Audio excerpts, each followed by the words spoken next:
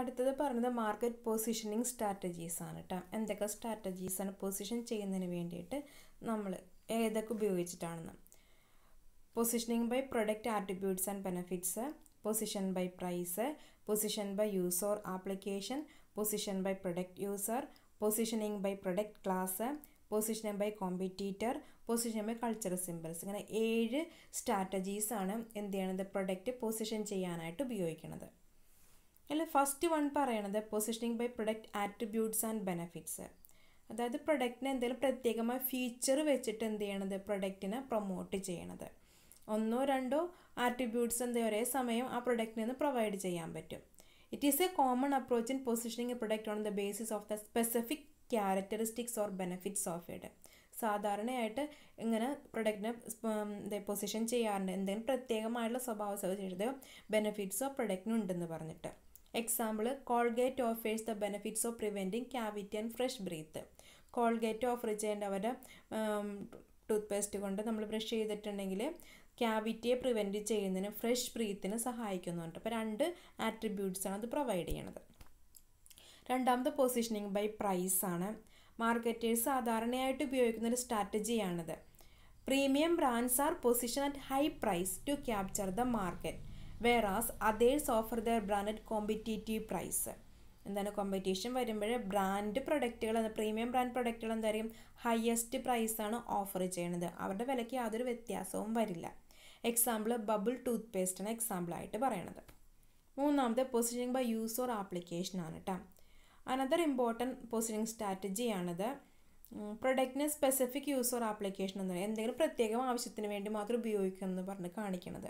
ഇവിടെ എക്സാമ്പിൾ പറഞ്ഞാൽ surf Excel ആണ്. അതിന് ഒരു സ്റ്റെയിൻ റിമൂവർ എന്ന് പറഞ്ഞിട്ടാണ് അഴുക്കുകൾ കറകളൊക്കെ പോകാനായിട്ട് ഉപയോഗിക്കാൻ പറ്റുന്നതാണ് പറഞ്ഞിട്ടാണത് പൊസിഷൻ ചെയ്താക്കണത്. ഇനി അടുത്ത പൊസിഷനിങ് ബൈ പ്രൊഡക്റ്റ് യൂസർ ആണ് പറഞ്ഞാക്കണത്. ചില ആൾക്കാർക്ക് മാത്രം സൂട്ടാവണത് സർട്ടൺ യൂസേഴ്സിന് മാത്രം ഉപയോഗിക്കാൻ പറ്റുള്ളൂ എന്നാണ് പറയണത് കേട്ടോ. Example, insurance policies and specifically design to senior citizens, kids. അങ്ങനെ സീനിയർ സിറ്റിസനും കിഡ്സിനും മാത്രമായിട്ടുള്ള ഇൻഷുറൻസ് പോളിസി അവരെ മാത്രം കോൺസെൻട്രേറ്റ് ചെയ്തിട്ടുള്ളത്. ഇനി അഞ്ചാമത് പൊസിഷനിങ് ബൈ പ്രൊഡക്റ്റ് ക്ലാസ് ആണ് പറയണത്. Close substitute exist. എന്താണ് അതിന് ക്ലോസ് സബ്സ്റ്റിറ്റ്യൂട്ട് ഉണ്ടായിരിക്കും. പക്ഷേ ഫേം കൂടുതൽ ഫോക്കസ് ചെയ്യുന്ന എന്താണ് റിലേറ്റീവ് ടു അതർ പ്രൊഡക്റ്റ് ക്ലാസ്സിനെ അപേക്ഷിച്ചിട്ട് എന്തെങ്കിലും ബെനിഫിറ്റ്സ് അഡീഷണൽ ആയിട്ട് പ്രൊവൈഡ് ചെയ്യാൻ നോക്കും. Example, music CD companies compete with the cassettes companies. Music CD കമ്പനികൾ ആരുമായിട്ടായിരുന്നു കാസറ്റ്സ് കമ്പനിയുമായിട്ടായിരുന്നു കോമ്പറ്റീഷൻ വന്നത്. രണ്ടിൻ്റെയും ബെനിഫിറ്റ് ഒന്നാണ്, പക്ഷെ രണ്ട് രീതിയിലാണ് നമ്മൾ എന്ത് ചെയ്യണത് അത് യൂസ് ചെയ്യണത് മാത്രം. ഡിഫറൻസ് അത് മാത്രമേ ഉള്ളൂ, പക്ഷെ രണ്ടിൻ്റെയും ബെനിഫിറ്റ്സ് ഒന്ന് തന്നെയാണ്.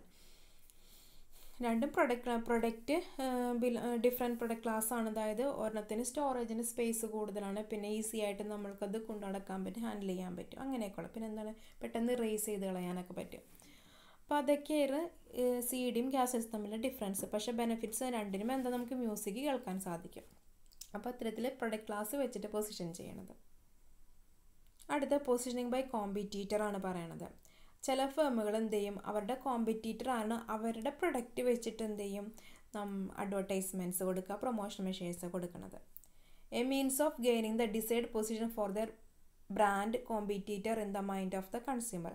അപ്പോൾ കൂടുതലായിട്ട് നമ്മളുടെ ബ്രാൻഡ് പ്രൊഡക്റ്റ് കസ്റ്റമേഴ്സിൻ്റെ മൈൻഡിൽ വരുന്ന രീതിയിലായിരിക്കും അതിനെ പ്രൊമോട്ട് ചെയ്യണത്. Example, most of the FMCG goods companies position their brand in the market by advertising that their brands are better than that of the competitors. അതായത് മറ്റേ കമ്പനിയുടെ പ്രൊഡക്റ്റിനേക്കാൾ നല്ലതാണ് നമ്മളുടെ പ്രൊഡക്റ്റ് കമ്പനി എന്ന് പറഞ്ഞിട്ടായിരിക്കും അവർ അഡ്വർടൈസ്മെൻറ്റ്സുകൾ കൊടുക്കുന്നത്. അപ്പോൾ അത് കാണുമ്പോൾ കൂടുതൽ ഇപ്പം നമ്മൾക്കറിയാം പോപ്പുലറായിട്ട് നിൽക്കുന്ന കമ്പനി, ഇപ്പോൾ ഹെൽത്ത് ഡ്രിങ്കിൻ്റെ എടുത്തിട്ടുണ്ടെങ്കിലും പൗഡറിൻ്റെ എടുത്തിട്ടുണ്ടെങ്കിലും പോപ്പുലറായിട്ട് നിൽക്കുന്ന 2 കമ്പനികളായിരിക്കും. അപ്പോൾ ഒരു കമ്പനിയുടെ പ്രൊഡക്റ്റ് പേര് പറയൂല്ലെങ്കിലും അറിയാൻ സാധിക്കും കസ്റ്റമേഴ്സിനെ ഇന്ന പ്രൊഡക്റ്റിന് ഉദ്ദേശിച്ചാണ് പറയുന്നത്. അപ്പോൾ അത്തരത്തിൽ കസ്റ്റമേഴ്സിൻ്റെ മൈൻഡിൽ ആ കമ്പനിയുടെ പ്രൊഡക്റ്റിന് ഒരു സ്ഥാനം ഉണ്ടാക്കുന്നതിന് എന്തുകൊണ്ട് സാധിക്കും ഇത്തരത്തിൽ കോമ്പറ്റീറ്റർ വെച്ചിട്ട് എതിരാളികളെ വെച്ചിട്ട് ഇപ്പോൾ പ്രൊഡക്റ്റ് പൊസിഷൻ ചെയ്യുമ്പോൾ സാധിക്കും. അടുത്ത പൊസിഷൻ ബൈ കൾച്ചറൽ സിമ്പിൾസ് ആണ് പറയണത്. ചില കമ്പനികൾ കൾച്ചർ സിമ്പിൾസുകൾ എന്തിനു വേണ്ടി ഉപയോഗിക്കാൻ്റെ ഡിഫറൻസ് നമ്മളുടെ ഏത് കമ്പനിയുടെ പ്രൊഡക്റ്റ് ആണെന്ന് അറിയുന്നതിന് വേണ്ടിയിട്ട് ഉപയോഗിക്കാറുണ്ട്. ഇവിടെ എക്സാമ്പിൾ പറഞ്ഞ ഇന്ത്യൻ എയർലൈൻസിൻ്റെയാണ്. ഇന്ത്യൻ എയർലൈൻസിൻ്റെയാണെന്ന് അറിയാൻ വേണ്ടിയിട്ട് അവരെന്ത് ചെയ്തിട്ടുണ്ട്, മഹാരാജാവിൻ്റെ എംബ്ലമാണ് അതുമേൽ അതിന് വേണ്ടിയിട്ട് അവരത് ഉപയോഗിച്ചാക്കണത്. അപ്പോൾ അത് ഇന്ത്യൻ പൈതൃകത്തിനെ കാണിക്കുന്നതിന് വേണ്ടിയിട്ടുള്ളത് പോലെ. അപ്പോൾ ഇത്രയുമാണ് ഒരു പ്രൊഡക്റ്റ് പൊസിഷൻ ചെയ്യാൻ വേണ്ടി ആട്രിബ്യൂട്ട്സ് ആയിട്ട് പറയുന്നത്.